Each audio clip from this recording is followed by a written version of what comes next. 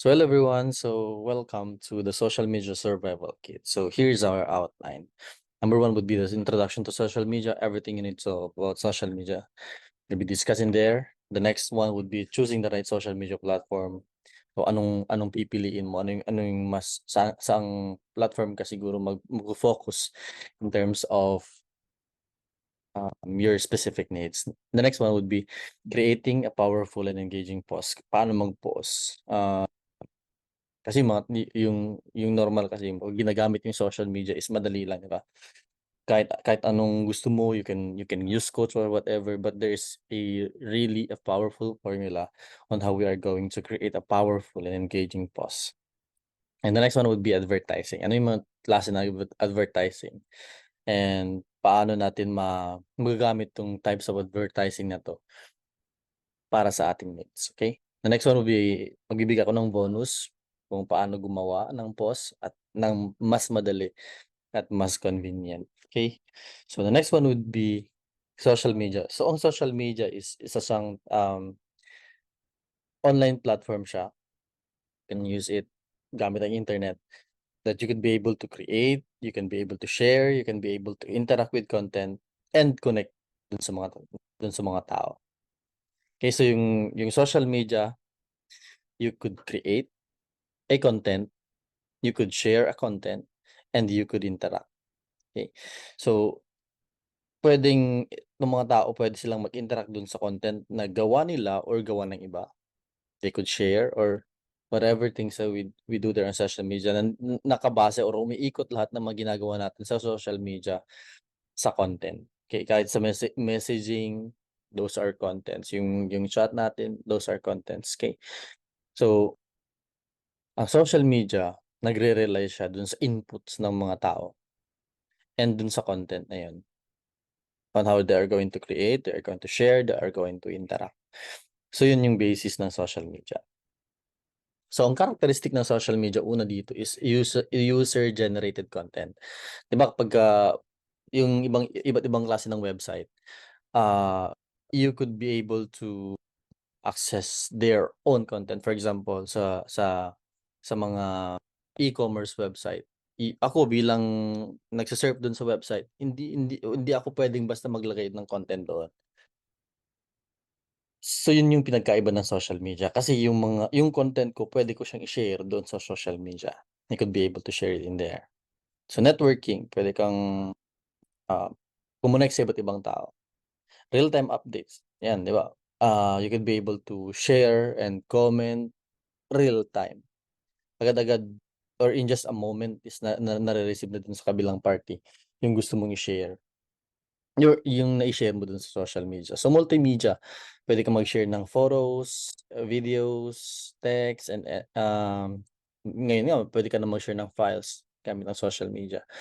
So that's the power of, yun yung mga characteristic ng social media. Another one would be a global reach. Puwede kang mag-reach globally.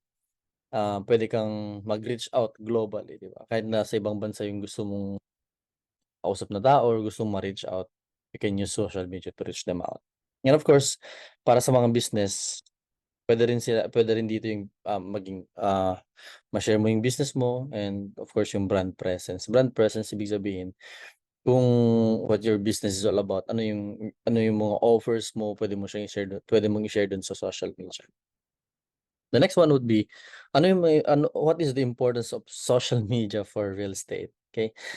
So, ano yung mga importance ng social media para sa mga real estate agents? Number one would be increase visibility and exposure. So, gamit ang social media, mas wider yung magiging audience natin, yung ma-reach out natin sa ma-reach out natin, okey, ma-reach out natin. So, increase the visibility magiging, ah, makikita ka ng mga tao na na beyond dun sa reach mo, okey. So, ang social media, ina-allow niya yung mga real estate na mag-reach out dun sa for example, gusto mo ma-reach out yung buong Metro Manila, puwede mong gawin yun. Puwede mong ma-reach out yung buong Pilipinas in general, puwede mong gawin yun. And of course into a global reach, puwede kang maka-reach globally. So it also increase the visibility that can lead to more inquiries. Siyempre mas madami, ang social media is ano, parang wide ocean siya na you could cast your nets na malawak yung pagka-ano mo, yung pag-cast mo ng net. So siyempre mas maraming leads, mas maraming inquiries, mas maraming potential buyers. Next one would be dito ka na magbi-build ng ano, credibility and trust, 'di ba? So, in terms of sales, trust can lead to sales, okay? So, 'pag mas madami kang minsan nga 'di ba pagka chine-check natin yung credibility ng mga pages or social media accounts is tinitingnan natin kung ilang followers, ilang likes. So, you could be able to build credibility and trust with the use of social media. Mama-maintain mo yung active and professional presence mo doon, mas madami kang magiging clients, mas madami kang magiging prospects, mas madami kang referrals, word of mouth referrals and such. Next one would be targeted advertising. Ang targeted advertising naman is, for example, meron ka ng 10,000 followers, you could be able to target them para sa advertising mo. Or, in terms of other kinds of advertisement, pwede kang, mag-reach out sa different demographics. For example, Metro Manila or Valenzuela or, ah, mas specific is, for example, Region 2 for example or Region 3. Pwede mong gawin 'yun the with this kind of advertising, yung targeted advertising. Ang targeted advertising pwede siyang geolocation or geo-targeting or pwede rin siyang and then yung klase ng tao or ano yung interest ng tao, you could be able to use that to target yung mga gusto mong, let's say for example, makakita dun sa ads mo. So that's targeted advertising, which you could also do with gamit ang social media. Another one would be engaging with prospects. Puwedeng makapag-engage ka dun sa mga prospects mo through chat, 'di ba, through comments, 'di ba? Puwede kang makikipag-engage dun sa mga leads or prospects mo gamit ang social media. Another one is puwede kang mag-showcase ng property listing. So, showcasing puwedeng mga photos, puwedeng videos, ah, different kinds of ways that we could be able to showcase property listing gamit ang social media. Another one would be cost-effective marketing. Kapag cost-effective marketing, ibig sabihin mas mababa yung cost per leads. For example, yung cost per leads mo is ₱5 per tao lang or ₱1 per lead, 'di ba? So napaka-minimal, napakamura with the use of, social media marketing. So mas mura yun kapagka ikumpara mo siya with, TV or print, 'di ba? Yung mga traditional ways of advertising is yung print, yung mga brochures, yung mga nagbibigay ng flyers just like that. Ang social media is more cost effective, okey, mas cost effective siya.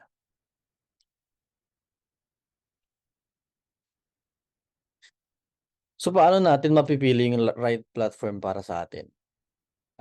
Paano natin mapili yung best platform para sa, ah, para sa atin? Madaming social media, alam natin 'yun, there are a lot of social media platforms. But, I'm just going to show you yung pinakagamit or pinakamagandang gamitin with this particular kind of business. The number one is or number one is Facebook, TikTok, Instagram, and Pinterest. Ito yung best na 4. Okay, so Facebook, bakit gagamitin natin ang Facebook? So, because number one, broad user base, madaming user ang Facebook. Dito lang sa Pilipinas, over 76 million Filipinos ang gumagamit ng Facebook every month basically sa September 2021 statistics. So napakatagal na nun. Paano na ngayon, so it means that, ngayon is mas madami na yung, yung gumagamit ng Facebook ngayon more kumpara nung anong tawag niyan, 2 years ago na, 'di ba, October na. So, the next one would demographic diversity. Iba-ibang klase ng tao yung puwede mong makita dun sa social media. May mga doctors, may mga nurses, may mga investors, may mga basta different kinds of, ah, people ang nakikita mo dun, diverse, ang prospects naman natin if you are into real estate hindi lang naman mga engineers, 'di ba? Hindi lang naman mga investors or such. Madaming madaming ano, madaming napakalawak yung spectrum ng magiging clients natin, ah, or customer natin kapag nasa real estate tayo. So, it is very important that we are in a diverse of yung demography is very diverse. Another one would be local and geo-targeting. So, local targeting, na-target mo lang yung isang place, for example, isang municipality, dun ka lang magfo-focus.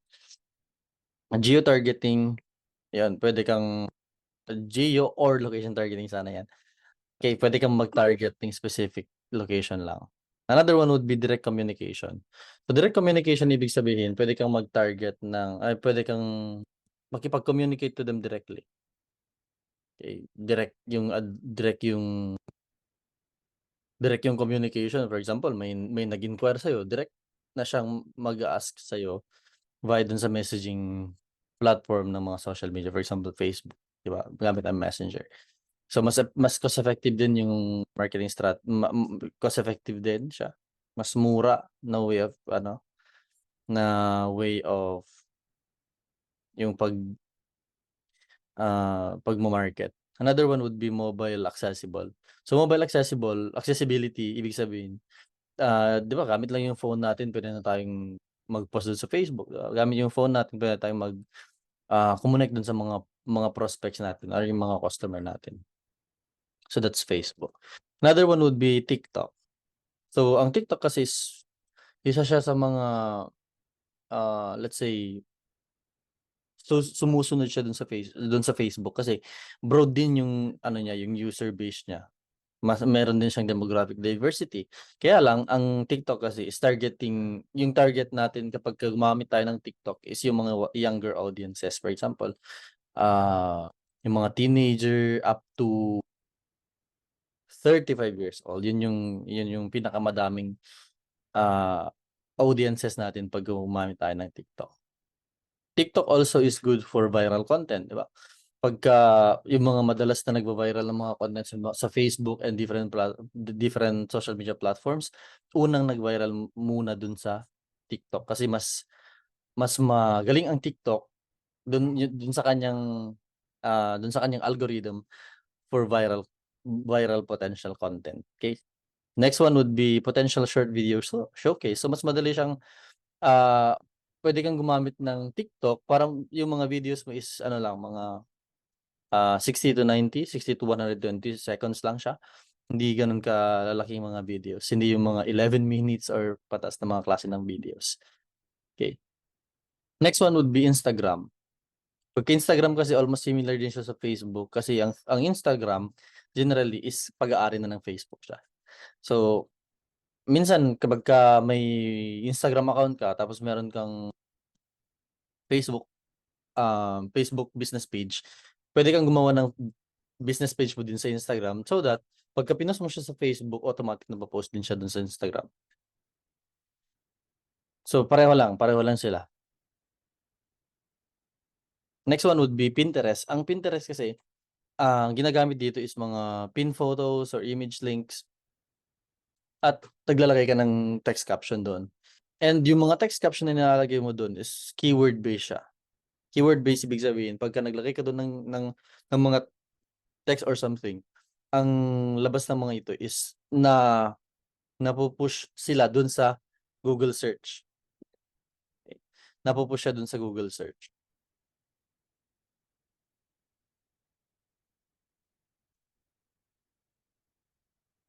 So, mas kapagka nag-target ka ng mga tao na na gusto nilang makita dun sa Google search, ang ginagamit natin minsan is Pinterest, okey. So, paano tayo gumawa ng mga engaging content? So, paggawa ng engaging content, Meron tayong different kinds of contents, eh. So, ito yung mga social media, yung types of in-feed social media content. So, number 1 dito is URL or link to other content.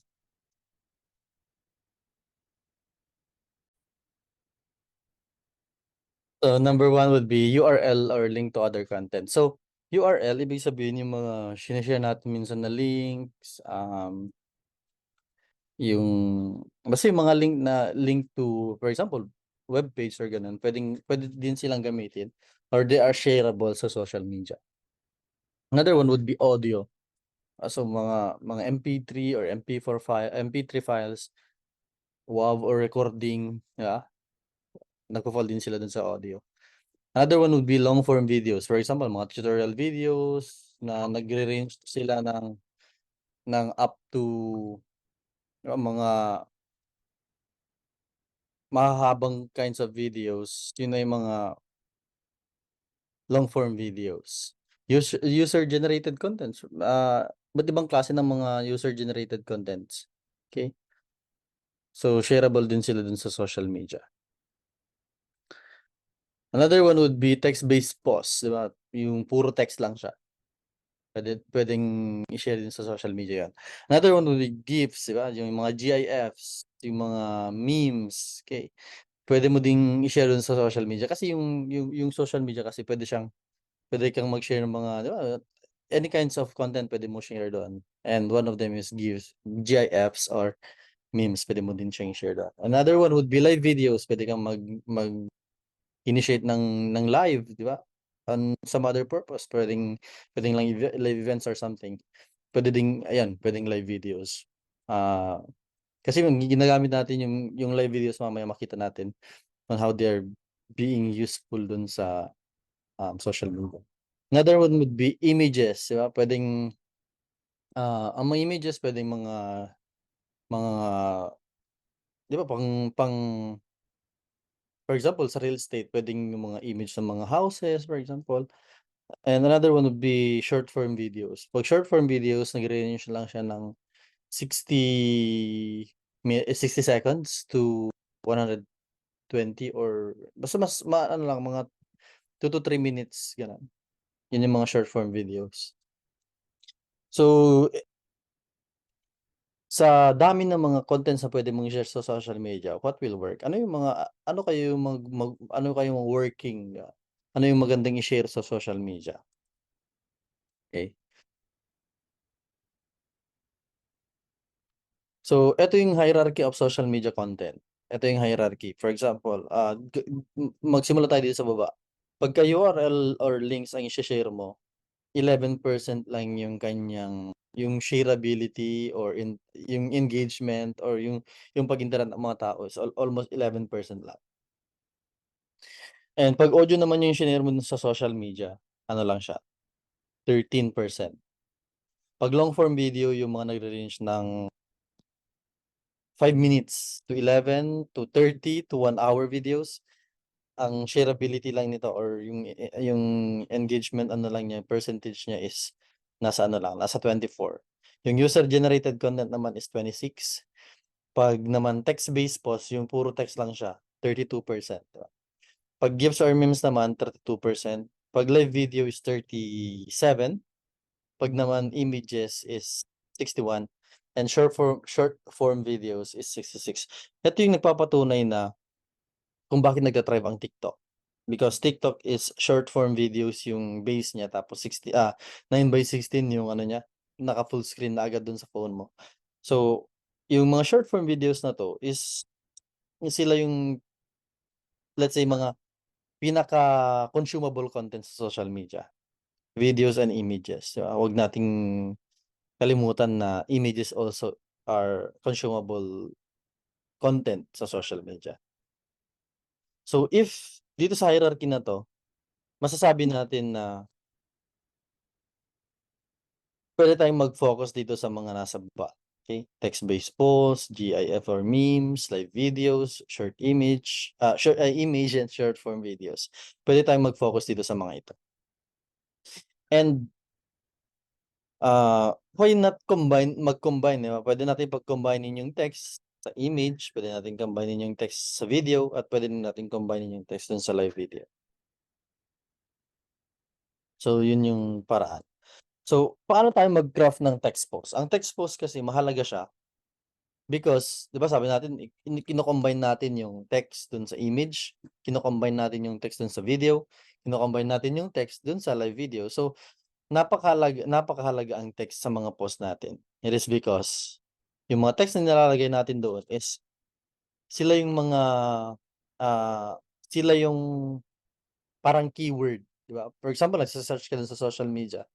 Ang mga social media search engines, for example sa Facebook, pagka hindi nase-search yung image based dun sa klase ng image na pinost mo, ang nase-search dun is yung text caption na nilagay mo, okey? So, it is very essential na naglalagay tayo ng mga text na keyword based siya, na searchables, okey? So, paano tayo mag-craft ng text post? Una dito is mag-start tayo dun sa attention grabbing hook. Ang hook kasi yung pang-hook mo ka sa kanila para makuha mo yung attention nila, para basahin or para i-entertain yung post natin. So, attention grabbing post. Attention grabbing hook. Another one would be i-highlight mo dun sa post mo yung value, yung value ng proposition. Anong makukuha nilang benefit pagka binasa nila yun? Okay. Next one would be paano mo sila hihikayatin para basahin pa nila, i-entertain yung post, and of course, para mag-inquire sa'yo, 'di ba? So, kailangan mo i-establish mo din yung credibility, yung trust nila sa'yo para siyempre paano nila babasahin yung post mo kung hindi ka naman or, hindi ka naman ka-trusted, 'di ba? Hindi ka na hindi kasi ang impression kasi mahalaga dun sa social media, eh. So, kailangan na mai-establish mo yung trust at yung credibility mo. Ang pag-establish dito is basta, ah, you have to be consistent na mag-post dun sa social media para maka-gain ka ng mas maraming views, mas maraming tao na mag mag-follow dun sa page mo, for example. Na-establish dun yung credibility. Kasi sabi ko nga kanina, isa sa tinitingnan ng tao to verify your credibility or your trustworthy dun sa mga in terms of sales is yung number of likes, number of followers, 'di ba? And another one would be kailangan mo ring i-highlight yung sense of urgency. Let's say for example ang ginagawa nila for sense of urgency is deadlines. Let's say for example ah, for example opening sale, 'di ba? Opening sale hanggang ganitong araw na lamang. So, yun yung klase ng mga sense of urgency. Another one is call to action. Call to action can be a link, and it also can be a phone number na pwede nilang i-take para tawagan ka or pwede mag-inquire or send message, for example, yun yung mga klase ng mga call to action. So, para sa mga visual audience, pwede kang maglagay ng images, pwede kang maglagay ng videos. So keep it concise, ibig sabihin hindi yung sobrang haba, 'di ba? So hindi na yung vlog style. Kailangang ano lang, sakto lang yung text up to 500 characters, mas okey na yun or lesser. And of course, kailangan mo ding i-proofread or i-edit yung content mo. So, I prefer here some examples na puwedeng magamit. Number one would be eto, kung nakikita natin sabi dito, "Stunning ocean-proof property ready to live luxury by the beach. Discover or breathtaking ocean front home with panoramic views, modern amenities, and direct beach access." So, example lang ito. So, ang nakikita natin dito is merong dito sa taas, this is an example of a hook, 'di ba? And ito yung example ng yung offer na puwede mong ibigay sa kanila, 'di ba? Luxury at by the beach, 'di ba, yung offer. Yung anong tawag niyan, balik tayo dun sa ano natin, yung value na makukuha nila dun sa kapagka tinake nila yung offer na ibinibigay mo. So, nandito yung hook, oo. Nandito yung nandito na yung ano, yung offer, nandiyan na yung proposition, yung value na makukuha nila. Nandito na yung lahat ng everything they need to know about the post, yung offer na yun. And of course, meron dito yung call to action. don't miss out, call us today. 'Di ba andito na yung ano, andito na yung sense of urgency, don't miss out. Tapos yung phone number na pwede nilang tawagan kapagka gusto nilang mag-take dun sa offer mo. Okay, so this is an example. And another one would be, ito yung another example, nandito din yung hook niya, looking for your dream home. So, nandito yung mga offer and sa baba nandun yung call to action. So these are examples. Pwede mong gamitin 'tong mga ganitong klaseng format or nakikita natin kanina, 'di ba? Ito yung text post natin. Pwede mo siyang i-combine dun sa photos, dun sa images, dun sa videos na ilalagay mo dun sa post, okey. So, paano tayo gumawa ng videos na magwo-work, 'di ba? Of course, add your nicely crafted text add your hook as a title. Ilagay mo yung hook mo as a title dun sa videos.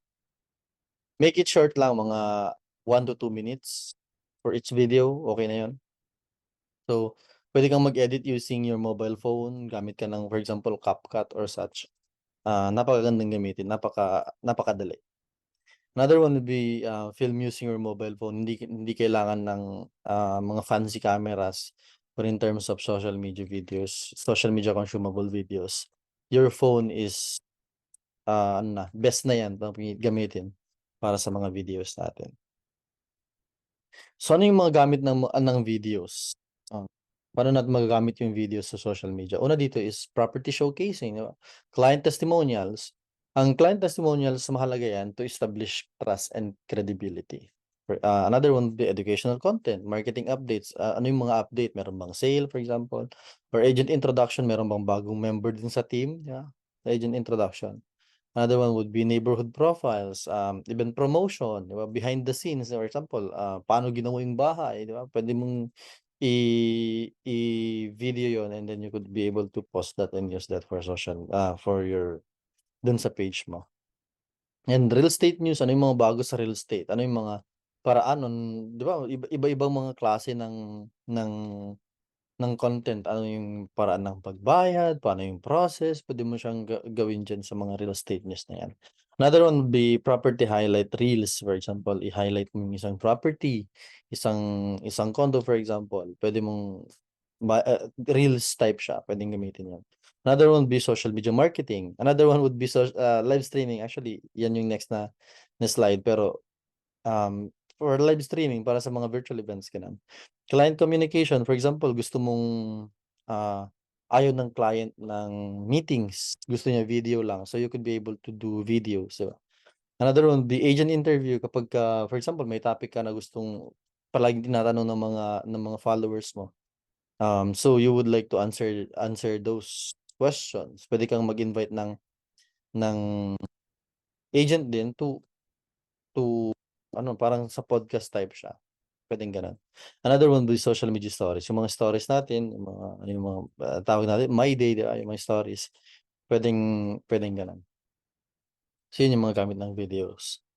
Another one would be sa live streaming naman, puwede siyang gamitin for virtual events, community engagement. Community engagement puwedeng, magtatanong sila sa'yo, you answer them sa live stream, magtatanong sila via comments and you could be able to ano, puwede kang mag-respond sa kanila. Another one would be tutorials, pagka gusto mong mag-host ng tutorials tapos may Q&A, 'di ba?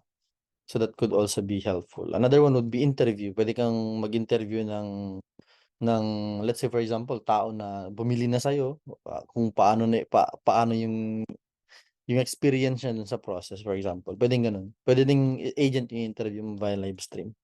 And at the end of the live stream, puwedeng question and answer, 'di ba? So those are the processes. Okay, so yun yung gamit ng social media and yun yung ways on how we are uh, going to use text posts, videos, images. Sa images naman, walang standard na ngayon. Dati may standard yung images sa social media. Dati 4:3 lang yung pwede mong gamitin sa Facebook. Ngayon is wala na siyang gano'n. Wala ng mga image sizes, 'di ba? Puwede kang gumamit ng most likely mas magandang gamitin sa mga images natin sa social media is landscape siya. hindi yung patayo. Sa videos naman, for example, sa videos, 'pag video type siya, long form videos, dapat landscape.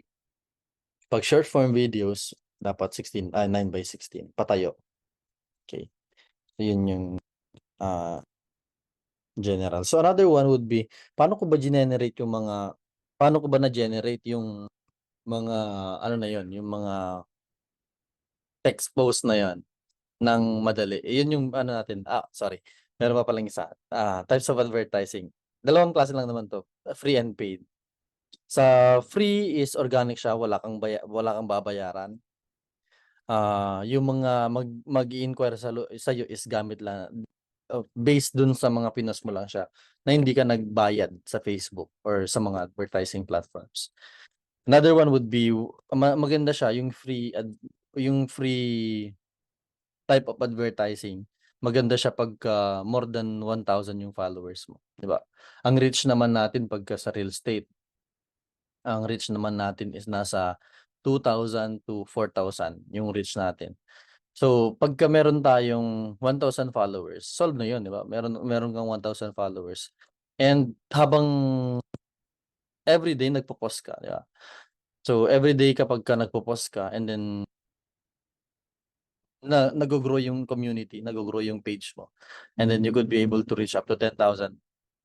Hindi mo na kailangang magbayad ng advertising. You could just go on with organic reach na lang. Another one would be paid. So, ang paid advertising naman kasi, ang maganda sa paid advertising, pwede siyang naka-tie dun sa goal. For example, ang gusto mong i-target is sales, di ba? For example, ang gusto mong i-target is tumaas yung sales mo. You could be able to advertise something na puwedeng mag-take sila ng offer, or puwedeng dun sa checkout page na mismo, di ba? So, you'll be able to do that. 'Pag sales, 'pag naman messaging, pagka nag-advertise ka tapos ang gusto mong goal is maka-receive ka ng inquiry via message, puwede. And also puwedeng leads, 'di ba? Puwedeng mag-fill up sila ng form, ano yung gusto nilang gawin, you could be able to do that. And of course, you could be able to grow your page based on followers. Pagka gusto mo mas madaming mag-follow dun sa page mo, puwede din siyang i-advertise na bayaran to advertise. And of course, clicks. For example, sa post mo gusto mong madaming engagement, gusto mong madaming clicks dun sa link mo, puwede mo siyang i-advertise dun sa social media and some other options. So, but ang paid advertising, as the name it suggests, kailangan mo siyang bayaran, kailangan mo magbayad. And another one would be, ang maganda sa paid advertising, puwede mo siyang i-boost dun sa target mo. Ang napakaganda is, una dito is yung geo-targeting. For example, gusto mong ma-target lang yung nasa Pilipinas lang, puwede mong gawin yon. Sa demographic naman, puwedeng i-target mo lang yung mga engineers. For example, gusto kong ma-target yung mga engineers lang, puwede mong gawin yon. And of course, pagka for example gusto kong i-target yung mga klase ng ng tao na na naghahanap ng bahay, kaya puwede mong gawin din yun sa paid advertising. For example, gusto mong i-target yung nasa age range na 45 to 65 years old lang yung gusto mong makakita dun sa post mo, puwede mo din gawin yun. So that's audience, or yan yung segmentation sa mga advertisement natin. So nga kaya nga sabi natin kanina na ang Facebook or ang social media platforms, puwede kang mag-reach out ng targeted marketing, because napakadaming options na puwede mong gawin sa pag-reach out ng mga tao sa paid advertising. Okay, so that's type of advertisement. Another one would be, ito yung bonus, make your post sounds better with AI. Siguro alam na natin lahat kung ano yung AI.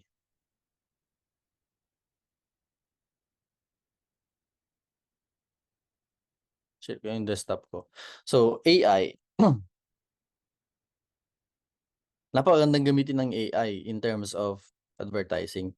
So, meron akong ginagamit dito is, ang ginagamit namin is yung ChatGPT, 'di ba? Ang ChatGPT, type mo lang diyan is chat.openai. Yan, ChatGPT. Madali lang din siyang gamitin. 'Pag hindi ka pa naka-login, you just have to sign up and pagka naka-sign up ka na, ready na siya. Ito yung kanyang platform, ito yung mismong page niya.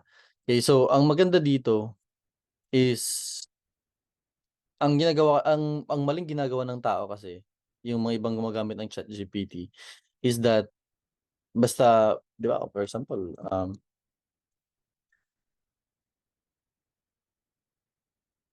create post for real estate.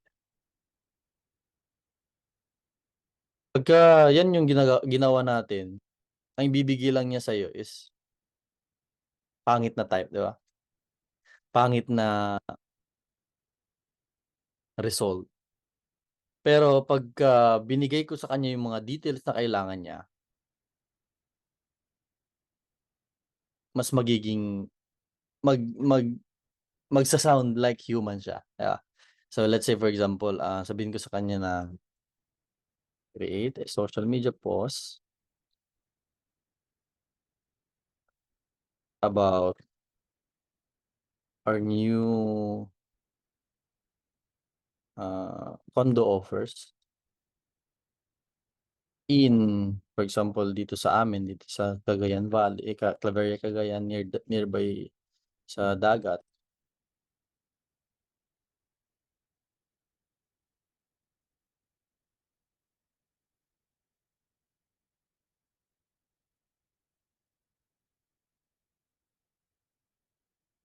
And sabihin ko na, ah, offers are 2 bedroom, 1 CR, ano pa yung mga ginagawa natin yung size, 1 garage, tapos ano pa yun?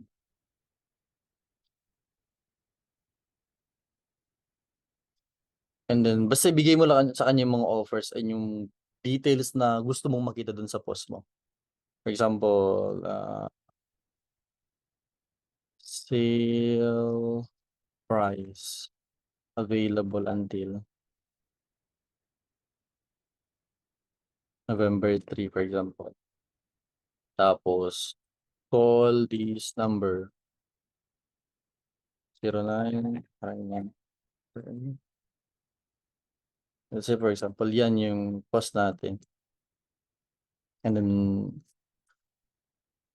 in-enter ko siya, yan, 'di ba?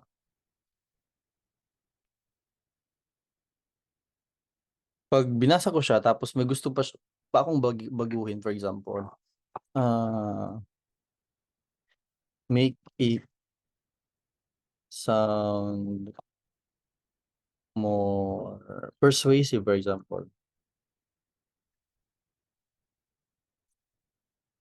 'di ba? Or you could also make it friendly and sound parang urgent.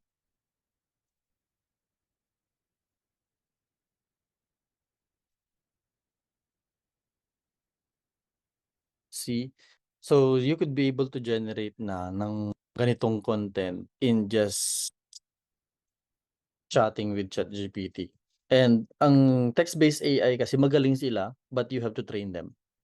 Before generating the post, you have to train them. For example, for example, balik ako dito sa intro to social media, meron akong generate dito na, ah, ah, 'yan. Gusto kong i-train muna siya na gusto kong i-train muna siya na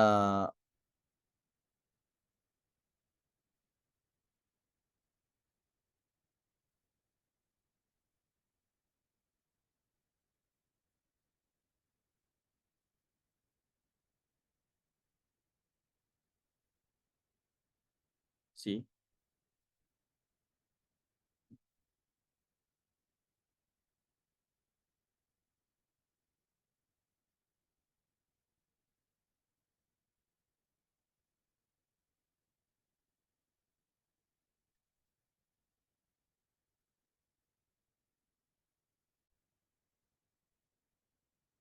So that's the process of that's the